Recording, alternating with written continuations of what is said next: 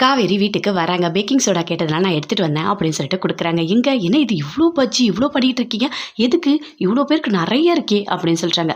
ஆமாம் ஆமாம், எல்லாமே எங்கள் அத்தை தான் பண்ண சொன்னாங்க அப்படின்னு சொல்லிட்டு விக்ரமோட அக்கா சொல்கிறாங்க. ஓ அப்படியா, ஆமாம் எதுக்கு அப்படின்னு சொல்லிட்டு காவேரி கேட்குறாங்க. அதெல்லாம் கேட்டால் ஏதாவது கேள்வி கேட்பாங்க, நாங்கள் எதுவுமே கேட்கல அப்படின்னு சொல்லிட்டு கஜா சொல்கிறாங்க. அப்புறம் எப்பவும் போல் சண்டை போட்டுக்கிறாங்க காவேரி கஜா ரெண்டு பேருமே தயவு செய்து அமைதியாக இருங்க அப்படின்னு சொல்லிட்டு இருக்காங்க. அதுக்குள்ளே பஜ்ஜெல்லாம் போட்டாங்க. என்ன இது பஜ்ஜி இப்படியா பண்ணுவாங்க, போட்டு நல்லா உள்ளே முக்கக்கூடாது, அப்படியே லேசாக எடுத்து பஜ்ஜி போடணும், அப்போ தான் சூப்பராக இருக்கும் அப்படின்னு சொல்லிட்டு காவேரி எல்லாமே பண்ணுறாங்க. பஜ்ஜி எல்லாம் ரெடி ஆகிடுச்சா அப்படின்னு சொல்லிட்டு ரங்கநாயகி வந்து கேட்குறாங்க. எல்லாமே சூப்பராக ரெடி ஆகிடுச்சு, பஜ்ஜி மைசூர் பாக்கு போண்டா எல்லாமே ரெடி ஆகிடுச்சு அப்படின்னு சொல்லிட்டு கஜா சொல்கிறாங்க. சரி சரி எல்லாத்தையும் எடுத்தது வைங்க, இங்கே வைங்க, நான் சொல்லும் போது மட்டும் அங்கே கொண்டு வாங்க அப்படின்னு சொல்கிறாங்க. அதுக்குள்ளே பெல் அடிக்கிறாங்க. யாருன்னு பார்த்தா 2-3 பேர் வராங்க. வாங்க வாங்க உள்ளே வாங்க அப்படின்னு சொல்லிட்டு உட்காடுறாங்க. என்ன இது எல்லாரும் வந்திருக்காங்க அப்படின்னு சொல்லிட்டு கஜா வேதா காவேரி எல்லாருமே பார்க்குறாங்க. யாராக இருக்கும், ஓ பொண்ணு பார்க்கறதுக்கு வந்திருக்காங்களா அப்படின்னு சொல்லிட்டு பார்க்குறாங்க. யாரை, ஹாசினியாக இருக்குமோ அப்படின்னு சொல்லிட்டு பார்க்குறாங்க. சரி சரி நாம் எதுவும் கேட்க வேண்டாம் அப்படின்னு சொல்லிட்டு அமைதியாக இருக்காங்க. ரங்கநாயகி வாங்க எல்லாரும் வந்து உட்காருங்க அப்படின்னு சொல்கிறாங்க.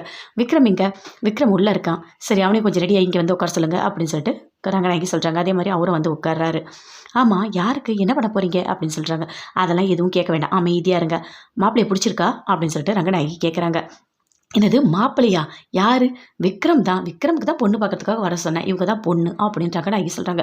அதை கேட்டோடனே பயங்கரமாக ஷாக் ஆகுறாங்க. அப்படியே எல்லாருமே வேதாவோட அம்மா காவேரி எல்லாருமே அப்படியே கச்சா கூட அப்படியே பார்க்குறாங்க. ஐயோ அப்படின்னு சொல்லிட்டு விக்ரமும் பயங்கரமாக ஷாக் ஆகுறாரு. இவர் தான் மாப்பிள்ளை, ரொம்ப நல்ல பையன், நல்ல வந்து அவனே பிஸ்னஸ் பண்ணுறான், ரொம்ப நல்ல பையன், உங்களை நல்லா பார்த்துப்பான் அப்படின்னு சொல்கிறாங்க ரங்கநாயகி. இவனுக்கு தான் இப்போ கல்யாணம் பண்ணணும் அப்படின்னு சொல்லிட்டு, எனக்கு ஒரே ஒரு பொண்ணு இருக்குது தன்பி, ஆனால் அவள் சரியில்லை, அதனால் அவள் போயிட்டா அப்படின்னு சொல்லிட்டு நடந்த எல்லாத்தையுமே ரங்கநாயகி சொல்கிறாங்க. ஐயோ என்ன இங்கே நடக்குதுன்னு தெரியலையே, இவங்க வேற எனக்கு கல்யாணம் பண்ணி வைக்க முயற்சி பண்ணுறாங்க அப்படின்னு சொல்லிட்டு பயங்கரமாக ஷாக் ஆகுறாரு விக்ரம். காவேரிக்கு பயங்கரமாக கோவம் வருது, அப்படியே பார்க்குறாங்க.